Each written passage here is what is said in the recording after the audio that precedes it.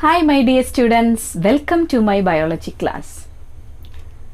In the previous session we have learned about the semi-conservative mode of DNA replication. Then what is replication? It is the process of formation of new molecule of DNA from the pre-existing strand or old molecule or old strand. It is a complex multi-step process which consumes large amount of energy. So first point, it is a complex multi-step process. As it is a complex process, it requires large amount of energy. So next, requires large amount of energy. So, in the case of lengthy DNA molecule, replication does not occur throughout the length of the entire DNA molecule. It takes place only at specific sites.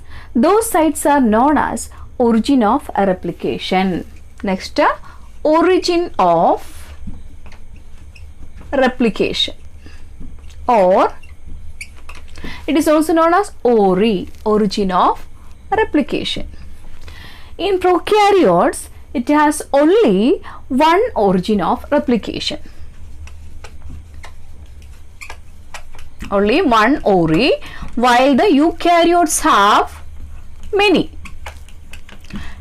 ori or many origin of replication. It means that a replication takes place at specific regions in the DNA molecule. In eukaryotes, the DNA copying or DNA replication takes place in the nucleus during the S phase of the cell cycle. It takes place during S phase, that is synthesis phase of cell cycle. This synthesis phase is the phase in between G1 and G2 phase, and this is the important phase at which the copying of DNA molecule takes place. It takes place both in mitosis and meiosis to ensure the particular number of chromosomes in the daughter cells. Just before I have told you that it is an energy consuming process. So the source of energy for this process is deoxyribonucleoside triphosphate. Energy source is deoxyribonucleoside triphosphate. This triphosphate, this deoxyribonucleoside triphosphate has 3 phosphate groups. The terminal phosphate groups provide a large amount of energy for this particular process. This deoxyribonucleoside triphosphate has dual function.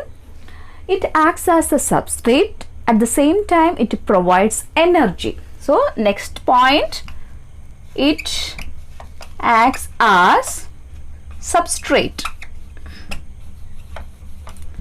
So, it is very important, these 2 points. Deoxyribonucleoside triphosphate performs dual function. They provide the energy for this replication process, and also it acts as the substrate for this process.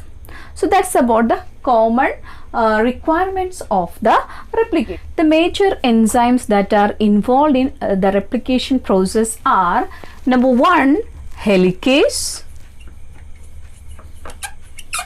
next one, primase; third one, DNA dependent DNA polymerase, DNA dependent DNA polymerase, and the fourth one, DNA ligase.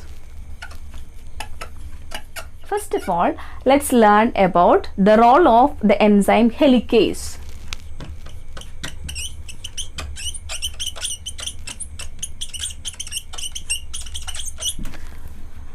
Replication takes place at specific regions in the DNA molecule. It is arranged in a specific manner in right-handed helical manner. So for performing the replication process, unwinding of the two strands must happen. This unwinding or unzipping of two strands takes place with the help of helicase enzyme. What's the role of helicase enzyme? Unwinding of DNA strands. Look at this figure. These two are the two opposite strands of the or anti-parallelly oriented strands of the DNA. It unwinds at a specific spot. That unwinding, the separation of the two strands takes place with the help of helicase enzyme. Got it? Then another enzyme named topoisomerase is also involved in this process, because unwinding causes certain tension or certain complications at that region. It is corrected with the help of topoisomerase enzyme. So both helicase and topoisomerase are involved in the unwinding and the further separation, that means the procedures of the DNA strand. And the separated strands will be stabilized with the help of certain kind of specific proteins, certain kind of proteins. And after stabilization, a replication begins at the specific origin, specific spot, that is called the origin of a replication. The next enzyme is the primase enzyme. Primase enzyme. Okay, look at the figure. Suppose these two are the two strands of DNA with the opposite polarity. Okay, then these two strands unwind at the specific region with the help of helicase enzyme. Okay, then this primase enzyme produces a short stretch of RNA primer which initiates the polymerization of the complementary strand. We know that replication is the process of producing new copy of DNA with the help of the parent strand or the template strand. So RNA primer initiates the production of the new strand. So after that initiation, the polymerization of the complementary strand is catalyzed by another important enzyme. That enzyme is DNA dependent DNA polymerase enzyme. DNA dependent DNA polymerase enzyme. Okay, after unwinding, the two strands of DNA is appeared as a Y-shaped configuration, that is called replication fork. This particular structure is called a replication fork, the Y-shaped structure. Okay, then the DNA dependent DNA polymerase enzyme catalyze the polymerization, that means formation of the complementary strand. Look at this figure. Here you can see after unwinding, this DNA molecule has produced its copy. So this is the figure that shows that replicated regions of the DNA. Suppose these two are the template strand. So if one strand is having adenine, thymine, adenine, cytosine composition, adenine, thymine, adenine, cytosine composition, that other strand has the opposite, that means a complementary base, that is thymine, adenine, thymine, guanine, thymine, adenine, thymine, guanine. These are actually the parental strand or template strands. in this particular region. Okay. So how a complementary strand is formed? This strand must be copied here. This particular region must be copied here. So that when it produces, suppose this is with the 5' to 3' polarity, the opposite strand will be having that opposite polarity but with a complementary base pair. Adenine with thymine, thymine adenine, adenine thymine, cytosine guanine. This particular segment is copied over here. Okay, when this particular template forms its complementary strand, this will be repeated over here. Here thymine forms the base pair as adenine, again adenine to thymine, then thymine to adenine, guanine to cytosine. Here this particular region is repeated over here. Got it? So this part is complementary to the newly synthesized part. This part is complementary to the newly synthesized part. So here you can easily understand that this is one particular copy of DNA, that particular region of the DNA. This is the exact copy, TATG ATAC. Here also TATG ATAC. So this is actually what happens when replication take place in the specific regions of the DNA. So this type of complementary strand formation takes place with the help of DNA-dependent DNA polymerase enzyme. This particular enzyme has certain specific features. It catalyzes the polymerization only in 5' to 3' end. That is one peculiarity. Catalyzes the polymerization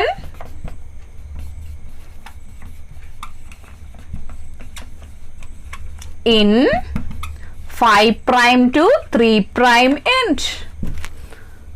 Okay, it takes place in high accuracy. That means it polymerizes or it catalyzes the polymerization with a high accuracy and speed. Catalyzes the polymerization with high accuracy and speed. For example, in the case of E. coli bacterium, this DNA dependent DNA polymerase catalyze the polymerization, the formation of new copy, that means a new strand of DNA. You know the number of base pairs in E. coli, that is 4.6 into 10 raised to 6 base pairs. That many numbers of nucleotide base pair must be replicated. As it is a prokaryote, it has only specific origin of replication. So the polymerization is catalyzed by DNA dependent DNA polymerase enzyme, but it takes place in high speed with a high accuracy. In E. coli, replication completes within 18 minutes. That means the rate of polymerization is approximately 2000 base pair per second. So within second 2000 base pairs are formed. That means a new 2000 base pairs are formed in E. coli. Thus the replication of the complete DNA will happen within 18 minutes. So within 20 minutes the parent E. coli will produce two daughter E. coli with the same amount of genetic material, same amount of DNA. It happens because of the DNA copying mechanism or DNA replication that takes place with a high accuracy and a high speed. If inaccuracies occur during this DNA replication, it leads to what? Abnormalities, genetic abnormalities in the living organism. Then let's study how the polymerization takes place. How the DNA dependent DNA polymerase enzyme catalyzes the polymerization, the formation of complementary strand. We know that complementary strand formation takes place only in 5' to 3' end. DNA dependent DNA polymerase enzyme catalyzes the polymerization in 5' to 3' end. As there is no confusion, it forms as a continuous strand. And this continuous strand is also known as a leading strand. Leading strand. What's the polarity of this strand? 5' to 3'. Got it? So as it catalyzes the reaction 5' to 3' and it begins from here onwards. The initiator is RNA primer.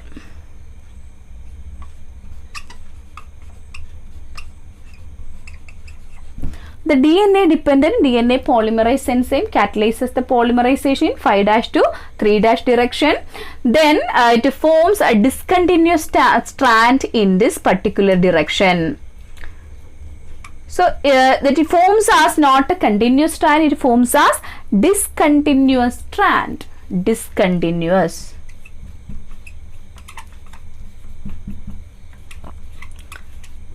Discontinuous strand is also known as lagging strand. In between there will be short RNA primer. Okay, but the polarity of each strand will be 5' to 3', again 5' to 3', 5' to 3'. Okay, then these fragments are known as Okazaki fragments. Okazaki fragments. These are called Okazaki fragments, named after the scientist Okazaki who discovered these fragments in 1968. That's why these short stretch of complementary strands or lagging strands are known as Okazaki fragments. Then after the formation of Okazaki fragments, the RNA primer will be removed, because RNA primer is essential for formation of each small strand of the Okazaki fragment. After the formation of the Okazaki fragments, the RNA primers will be removed so that these Okazaki fragments will be joined together by DNA ligase enzyme. So the fourth enzyme is DNA ligase. DNA ligase is the binding enzyme. It binds these short stretches of or short strands of a complementary strand and it forms as a continuous one. It is a time consuming process, because first formation of Okazaki fragments, then only it forms as a continuous strand. So here we can understand that these complementary strand is formed at specific region with the help of various enzymes. The major enzymes are helicase, primase enzyme, DNA dependent DNA polymerase enzyme, finally the DNA ligase enzyme. Here the reason of the formation of Okazaki fragment is not yet found out. Anyway, it creates certain complexity. That means when DNA polymerase enzyme catalyzes the polymerization, it creates certain complexity as this template strand in opposite direction. That's why it creates different small stretches of Okazaki fragments. Then after this, a new molecule of DNA is formed, that is called DNA replication or DNA copying. So it happens in different regions in eukaryotic cells. After the DNA copying, next steps in the cell cycle happens. DNA copying must take place in high accuracy and high speed. Even after the completion of DNA replication, DNA proof reading will take place with the help of specific factors and enzyme. DNA repairing also possible in the living system. Dear students, today we have learned about replication, its machinery and enzymes. I hope you have understood the topic well. With this, I conclude my session. Thank you and have nice moments.